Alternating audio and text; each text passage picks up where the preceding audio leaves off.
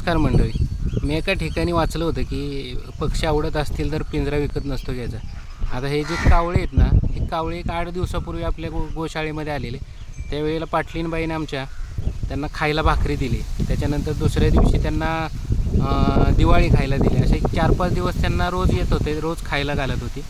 त्याच्यानंतर आता ते रोज येतात. आता 3 दिवस झालं खायला खाल्लं की त्याच्यानंतर असे गायींवर बसून गायींवरच्या ज्या गोचिड वगैरे असतात ना, ज्या रानात चिटकतात त्यांना, गोचिड असेल, खिरीट असेल, तर त्या सगळ्या गोळा करत आहेत. हे असे चोचीनं त्यांचं सगळं ते साफ करून टाकत आहेत. कान वगैरे, कानाच्या पाठीमागून जे असतात ना त्या सगळ्या. म्हणजे आपण त्यांना एक 3 दिवसानंतर आम्ही हा विचार पण केला नव्हता की आपल्याला ही त्यांची अशी ही मदत होईल.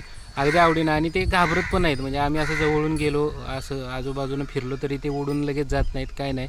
आणि असे प्रत्येक गायीवर बसून त्या गायींवरचं सगळं म्हणजे त्यांनी हे 3-4 दिवसामध्ये त्या गायींना पूर्णपणे साफ करून टाकलं. जसं आपण गोट्यामध्ये फवारा करतच असतो. म्हणजे एक 8-10 दिवसामधून मच्छरसाठी, गोचिडसाठी आपण गोट्यामध्ये फवारणी करतो. तर तेवढी राहत नाही. पण रानातून जे चरून येताना त्या गवतावरच्या ज्या चिटकून येतात, ते चिटकून आलेल्या गोचिड पण साफ करण्याचं काम हे कावळे करत आहेत रोज.